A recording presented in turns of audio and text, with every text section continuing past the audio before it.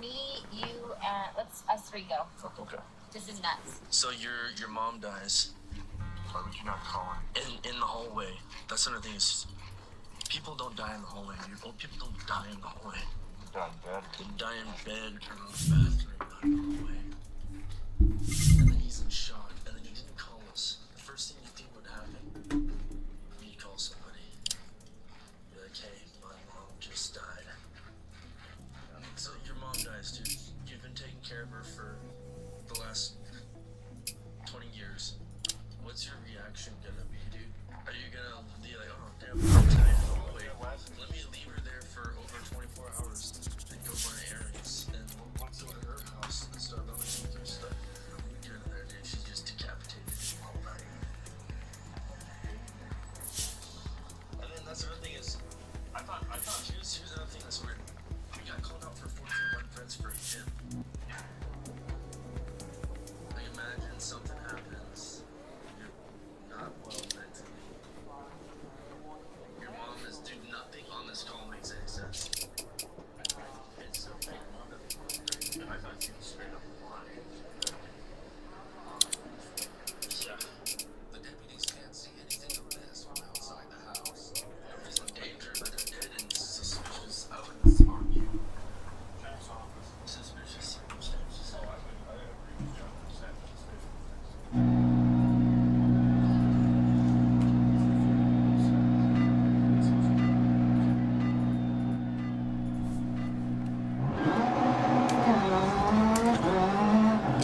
Do you smell the stench of death? Now there's someone in danger.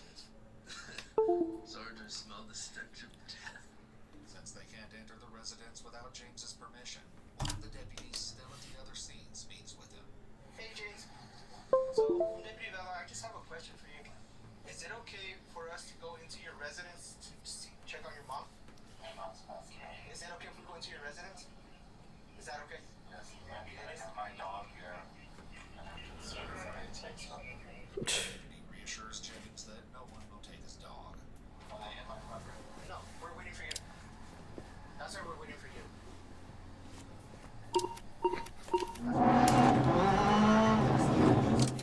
They decide to transport James to his house so he can help them enter. However, given the uncertainty about the situation, they place James in handcuffs. Well, I'll turn on the heater for a little bit, okay?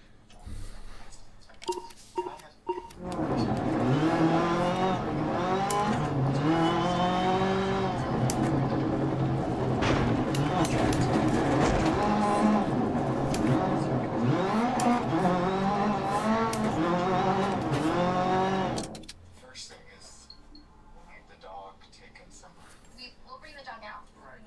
But would you prefer that we open the door, or did you want to open the door? Because this is your home, and this is where you're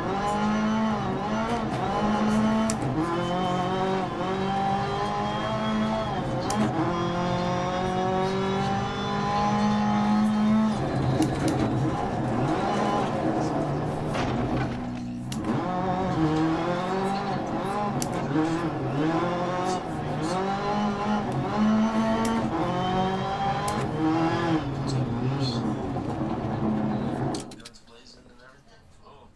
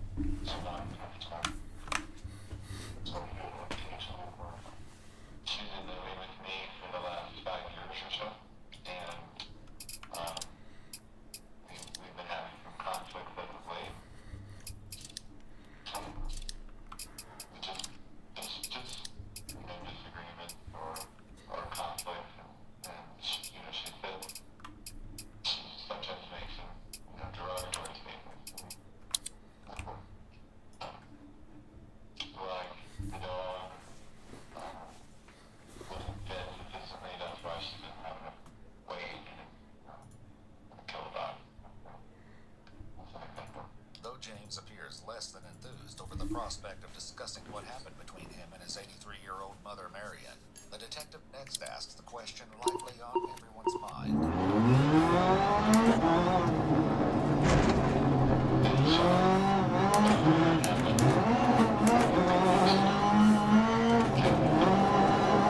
It seems that despite the deputy's survey that which called 911 refused to be justified, still the question remained, how exactly had Marion passed?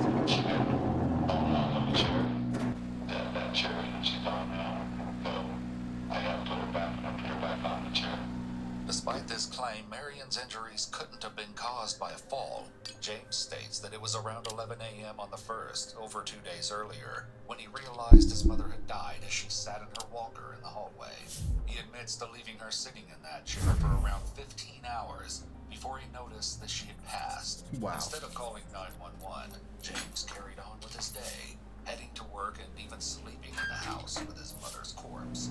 He only told someone about Marion's passing when Rhonda met him at his father's house. Some of the deputies discussed the horrific nature of this fact while at the scene. You wake up, get your normal cup of coffee, and then are you on the corner of your eyes? Mom's bloated.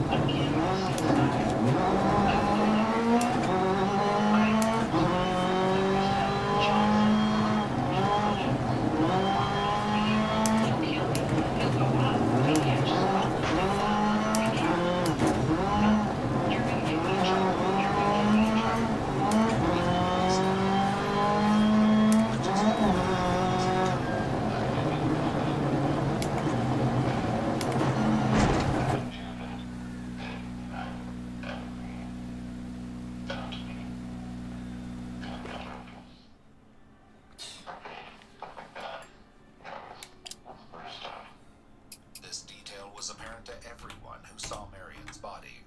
In terms of her injury, she's got shin, down on some shin. A lot of these are looking like just tears, but whatever. So, left shin, right shin, cuts, that tear, her face is completely blown. Skin tear to her neck.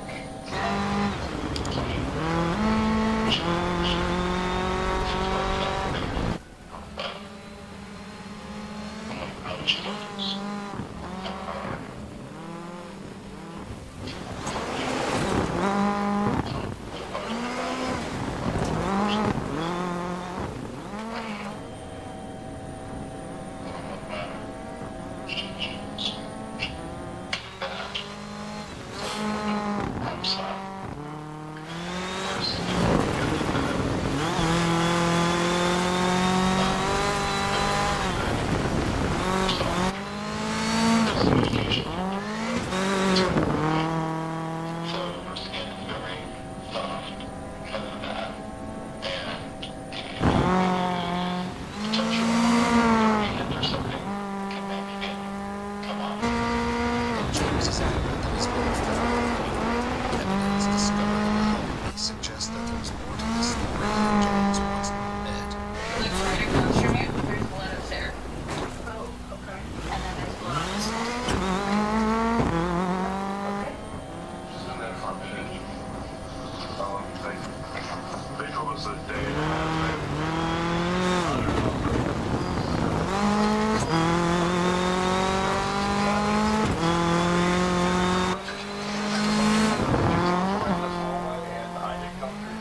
Said we won't put that there. Everything's all packed up. Things here, they jump shit. Blood here. There's blood there. Down there. It's down there. It's like here. You can't really tell it. They're showing like right here. James's brother John and his wife Lisa also discussed the lacerations when speaking with the detective. And then he decided to stab her and do the lacerations. I don't know if you told you about that, the lacerations through to her shins. No. So that's what they told me, something called tissue printing that comes from the first one. No, you can see her tendons. That too, they because some guy James has provided some answers. A few questions remain. If he would admit to any role in his mother's death.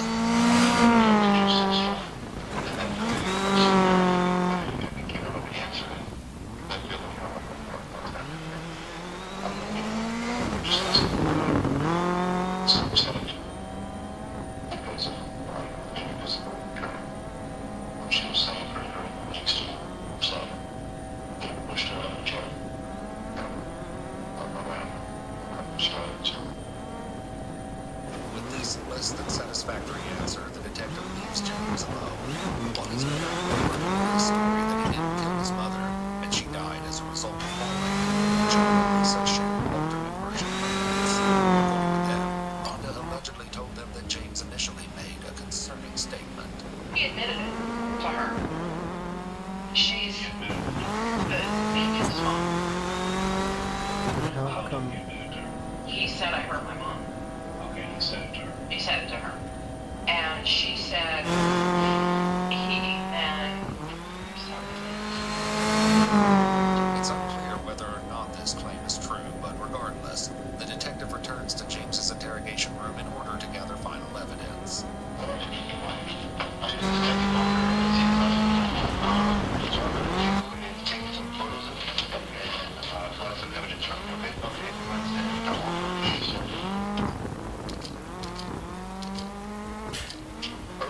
I've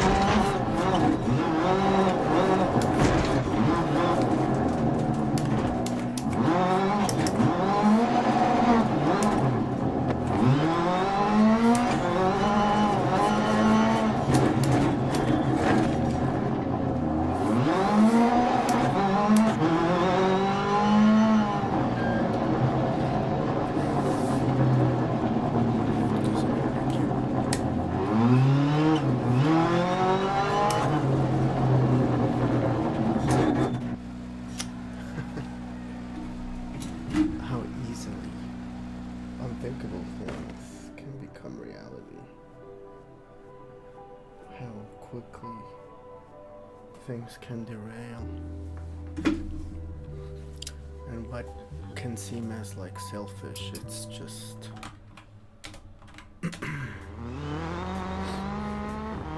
someone reacting to their environment.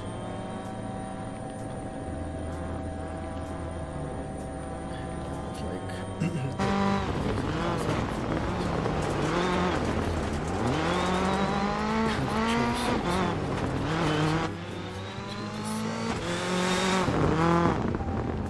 sometimes, but I'm pretty sure someone will say there's always an option.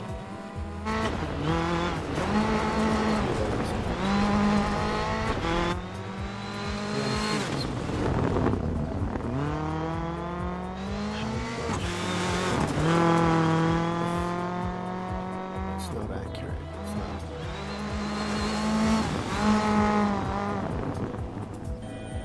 It's not right to put it into percentages, into numbers.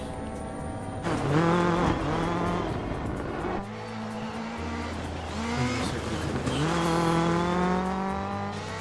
especially emotionally overwhelmed, chemically.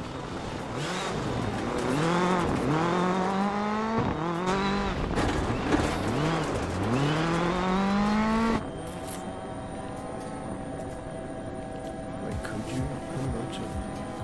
Could have actually chosen?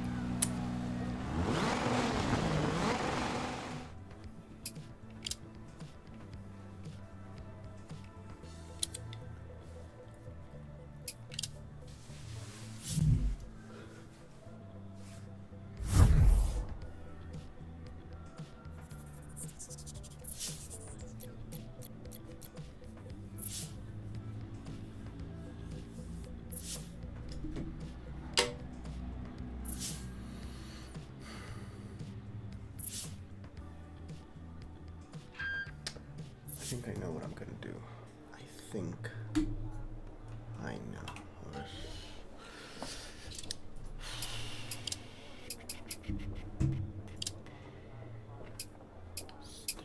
Standard. Replace. Okay.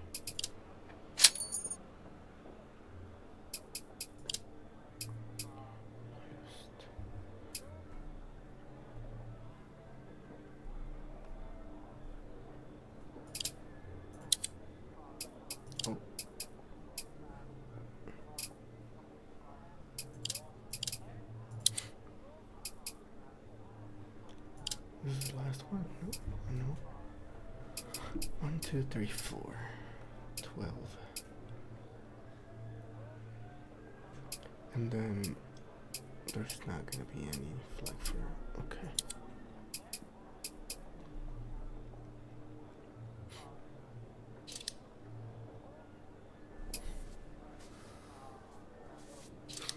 So let me just set this up where I am comfortable, you know.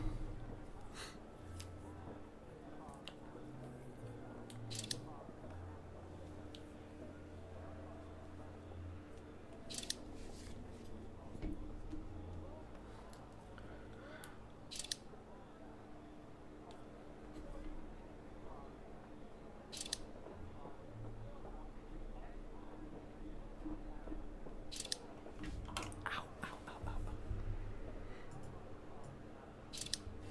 56. That's fine. And then 100.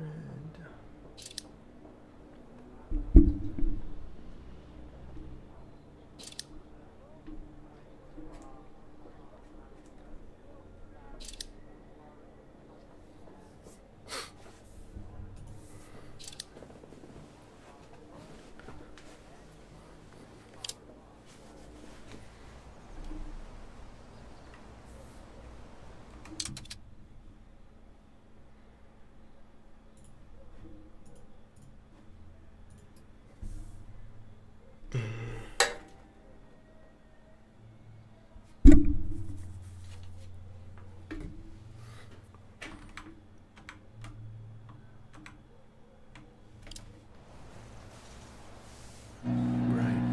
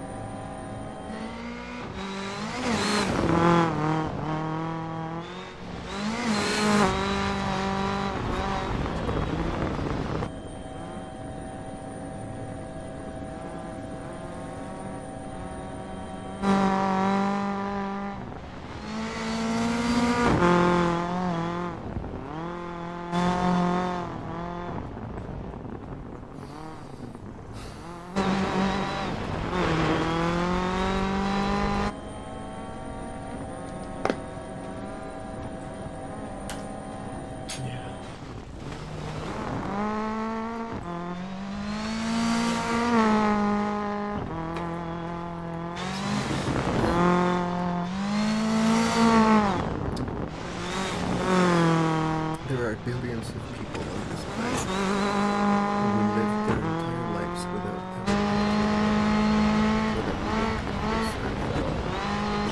even those closest to you today know only fragments of who you truly are. Most of those fragments will fade from memory. After you, in the cosmic plane where human existence is impossibly brief, less than a single breath in the age of the universe. Stars formed and exploded for billions of years before the first human thought emerged, and will continue long after our species is forgotten.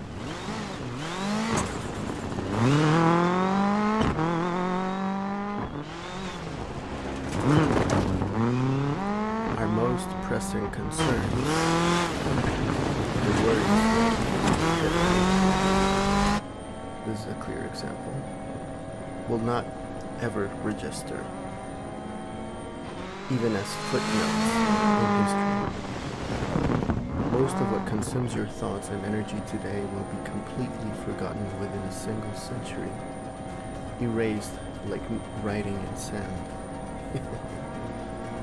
Yeah. The achievements you worked so hard for, the reputation you carefully build, may not matter or be remembered within 10 years.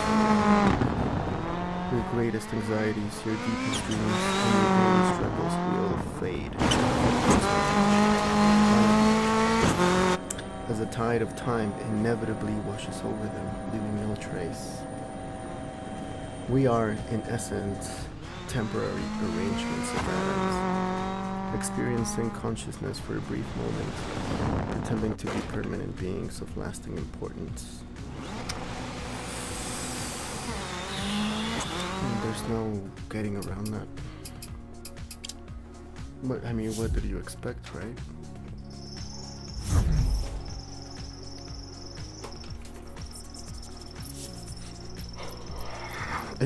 And yet, I mean, it's true. I guess my brain is just stuck on wishing there was a clean-cut,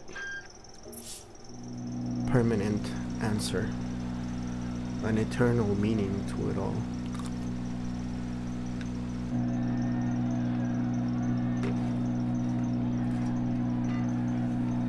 A purpose I could latch onto.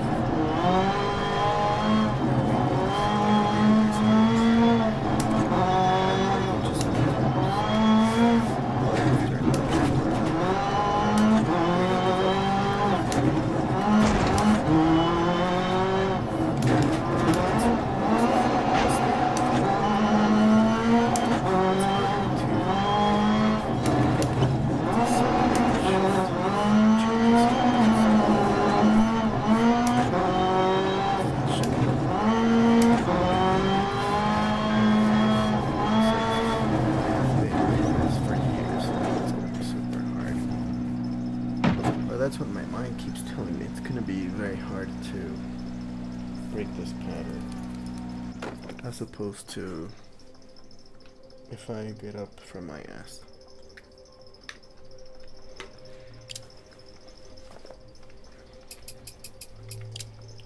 And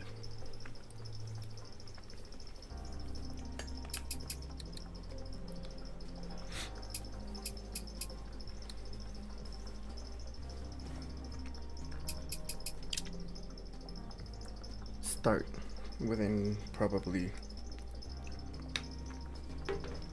3 weeks, a month. It's not gonna be as hard to get up, to do the thing even when I don't feel like it, as many of those people I think they do.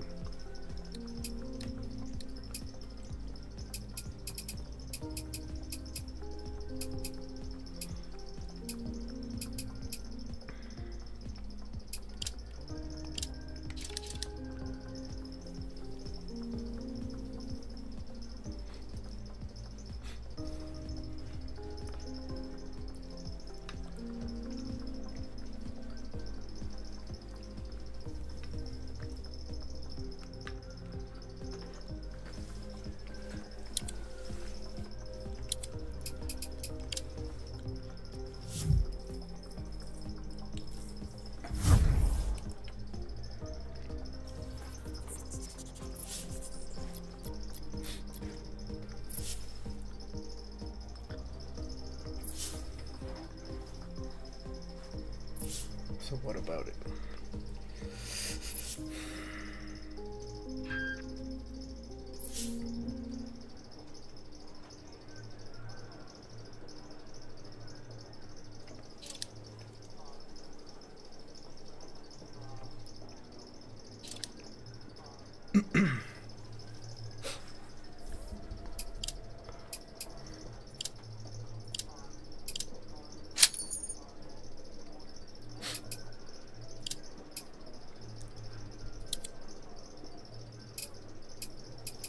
Actually,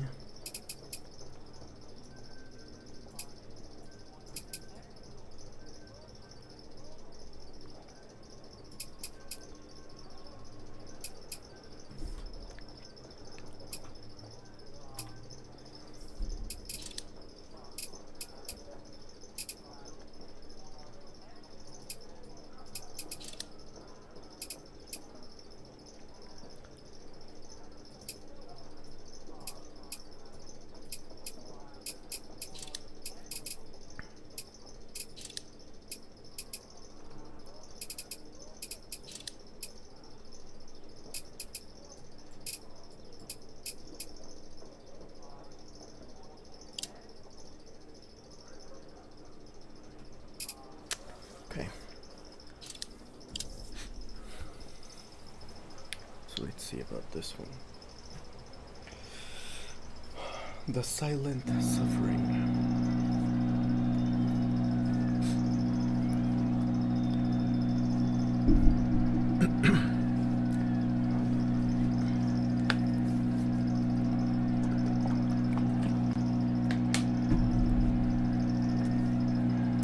Everyone you meet each day is fighting personal battles you know absolutely nothing about.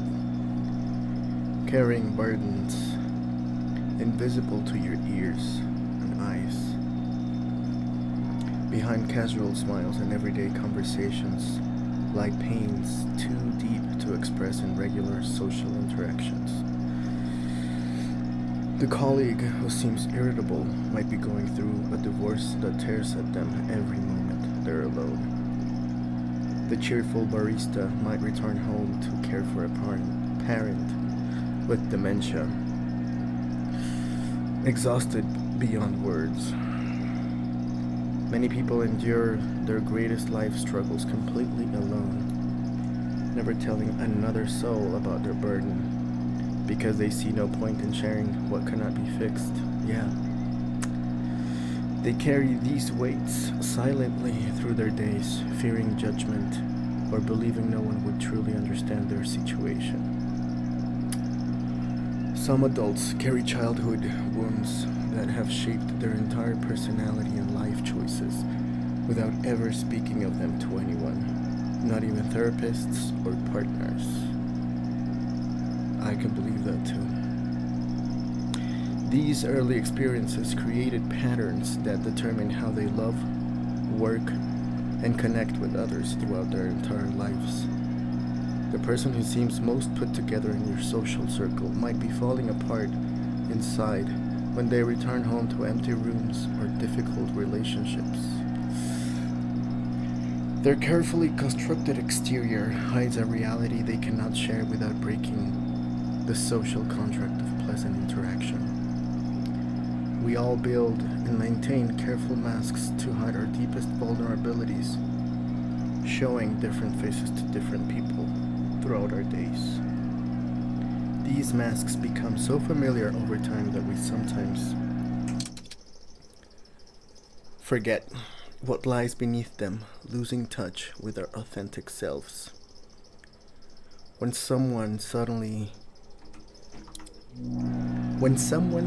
changes their behavior or disappears from social life, we often never learn the true reason why their light dimmed. Their stories their story remains untold. Their pain unwitnessed by others who might have helped if only they had known.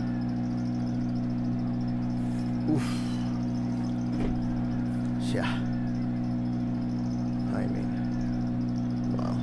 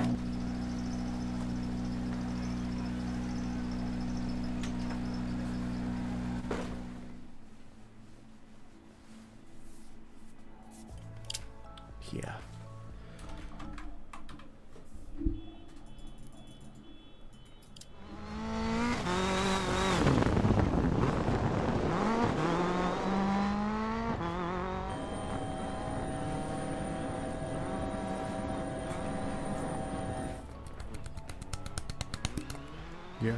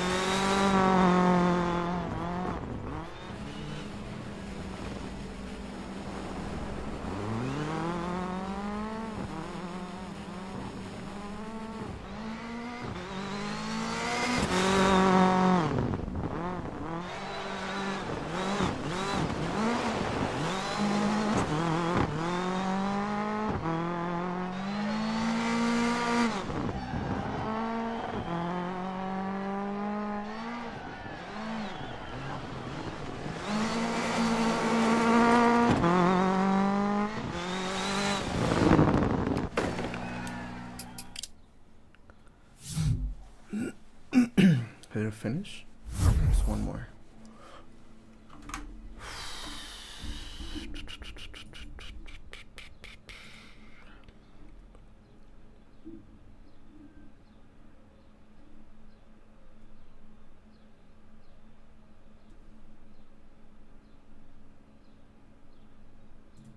The frequent mention of Nietzsche and Dostoevsky together is still topical for the very reason that both of them were among the accusers and anatomists of our cultural, social and moral crisis, the symptoms of which were already so prominent at the turn of the 19th century. It was a flourishing period for the creative powers of European humanity, and at the same time the beginning of the tragic breakdown of history that gave birth to 2 world wars and unprecedented calamities, the ripples of which still linger, as shown by the uninterrupted decline of traditional culture.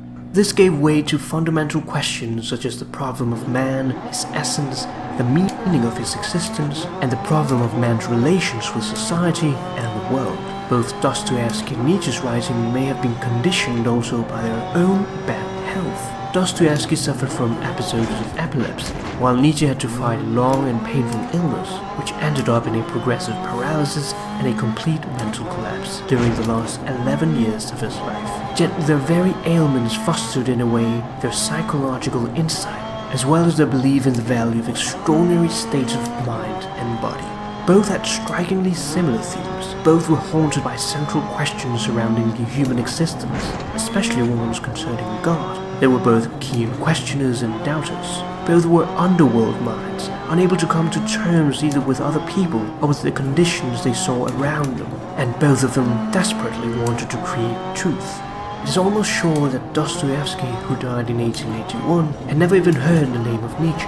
Nietzsche, on the other hand, not only knew some of Dostoevsky's principal works, but actually acknowledged in The Twilight of the Idols that he regarded him as the only psychologist from whom he had anything to learn, and that he ranked amongst the most beautiful strokes of fortune in his life. He was grateful to him in a remarkable way, however much he goes against his deepest instincts.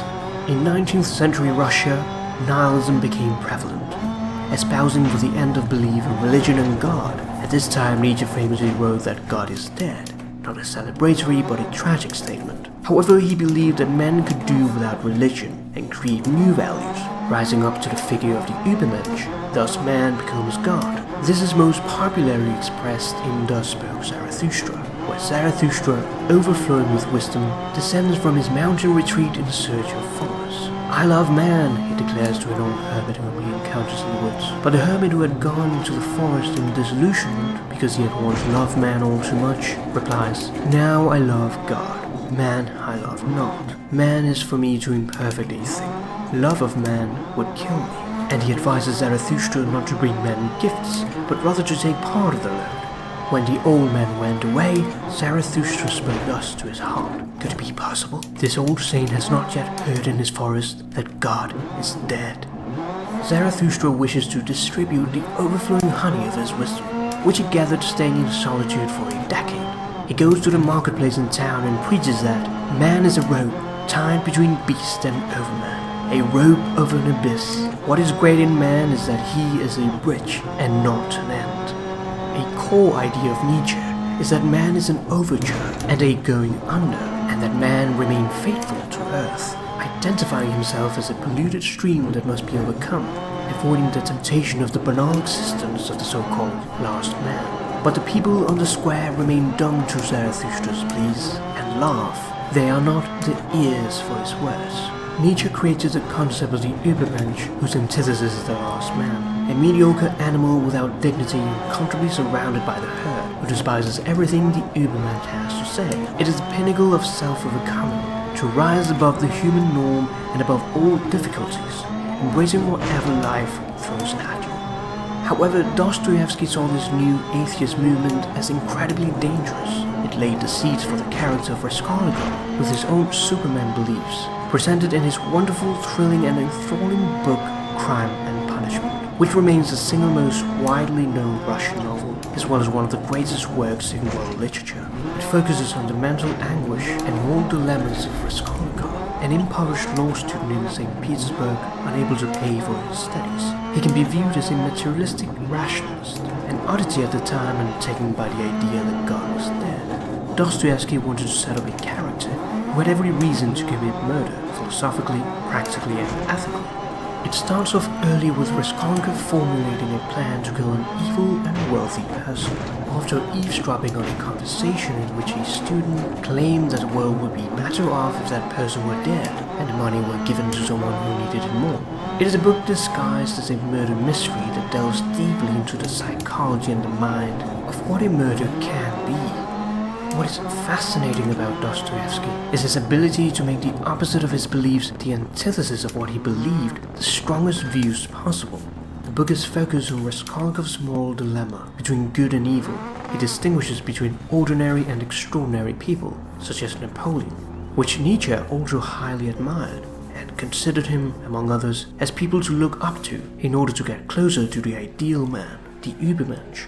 Raskolnikov's pride separates him from society. He sees himself as a sort of higher man, indeed an Übermensch, a person who is extraordinary and thus above all moral rules that govern the rest of humanity. And so he cannot relate to any one of the ordinary people who must live in obedience and do not have the right to overstep the law. He states, in general, an unusually small number of people are born with a new idea, or who are capable of even uttering something new. And great geniuses, the culmination of humanity, perhaps only as a result of the passing of many billions of people across the earth.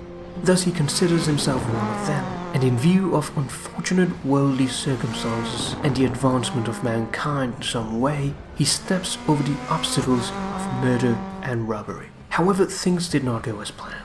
After the carefully planned murder, he finds himself confused, paranoid, and with disgust for what he has done. He enters periods of delirium in which he struggles with guilt and horror, and has a series of disturbing dreams. In a way, along with the murder, he had also killed a part of himself. He could not live up to his Superman beliefs. He could not endure to be extraordinary, to be something more than to merely exist among the ordinary people, as he thought. For Dostoevsky, ultimately, God is above man. And man can never be God, for if there is no God, everything is permitted, and to live without hope is to cease to live. Nietzsche and Dostoevsky both recognize the terrifying and questionable character of existence. Yet Nietzsche does not want to live with illusion. He does not want to misunderstand the terrifying character of existence. However, Dostoevsky, with the same tragic vision of life, did not want to remain with earthly truth. His time in a prison labor camp in Siberia, in extremely harsh conditions, while physically sick and depressed, turned his religious faith even stronger. This made life on Earth meaningful to him. He believes in the necessity of illusion, the necessity of faith in something beyond and above man, something man ceaselessly strives for, and even worships, but can never attain on Earth. His faith was so strong that even if truth were to be outside Christ, he would rather remain with Christ than with the truth. This remained central to Dostoevsky's work throughout his life. Nietzsche and Dostoevsky then take separate paths at the crossroads of illusion, but both understood reality in the same way. Both faced reality with the courage of despair. Survival for one meant the embracing of illusion, survival for the other meant ultimately the rejection of illusion. Nietzsche urges us to remain faithful to the earth, to let our gift-giving love and our knowledge serve the meaning of the earth, and to not fly away from earthly things into religion, from which virtue has already flown away. We're rather to lead it back to the earth, back to the body, back to life, so that it may give the earth a meaning, a human meaning.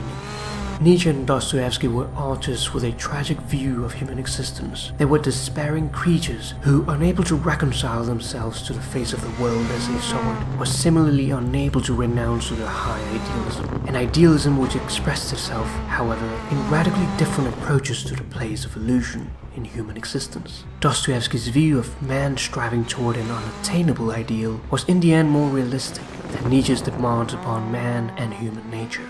Yet there is in Nietzsche something monumental, a vigor and unexampled courage, an epic burst of energy and faith in man's potential as a builder that we do not find in Dostoevsky, and perhaps in no other modern thinker. Nietzsche does acknowledge the necessity of illusion in the face of his own striving to provide philosophical foundations for a life without illusions, to conquer this terrifying reality and questionable character of existence, proposing amor fati, to love one's fate and everything that happens. Nietzsche makes man depend upon himself alone, and in all of his contempt for the herd, Nietzsche has seemed to remain faithful to man as an individual, man at the center of the universe, man as an explorer, man as the creator. He calls upon man to make way for the Übermensch, calls upon a man in transition, or upon an elite core of men, to overcome themselves, to become their own reality, in the face of an indifferent universe, to make of themselves and their life a living form of art.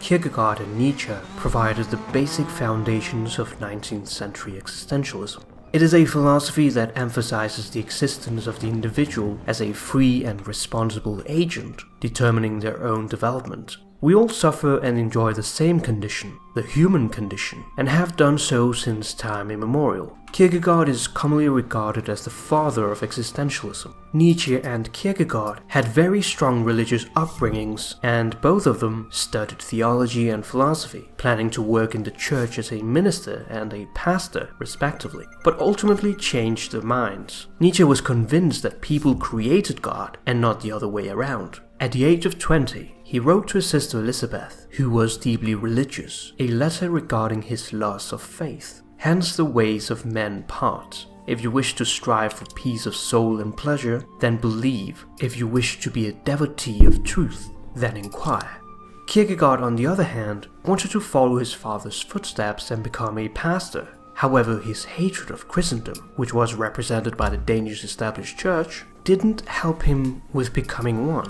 The meaning of Kierkegaard's whole life hung under a decision, and he now saw that choice is everything. He wrote in his journals, "Life can only be understood backwards, but it must be lived forwards." They both ended up savagely criticizing Christianity, recognizing that God no longer exists in the minds of most people. God had died in the hands of men. Kierkegaard's country and religion were morally bankrupt. The established church made individuals lazy in their religion, and many of the citizens were officially Christians without having any idea of what it meant to be one. In 1840, almost 100 years before it became a historic fact, Kierkegaard had prophesied nothing less than the total bankruptcy toward which the whole of Europe seems to be heading. He wrote, "So little do people understand me, that they will not even understand my complaint, that they don't understand me." In contemporary Western society, people go about their daily lives disregarding an all-powerful God, yet surprisingly, they proclaim their devotion to God when questioned.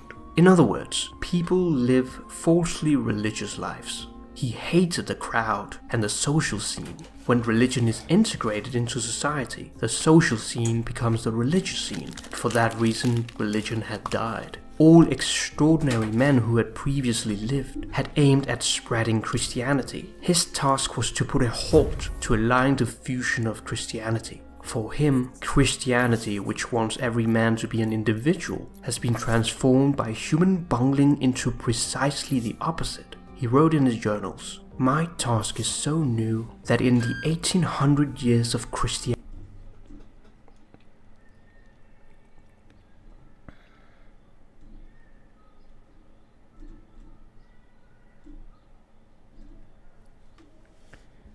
the Ubermensch.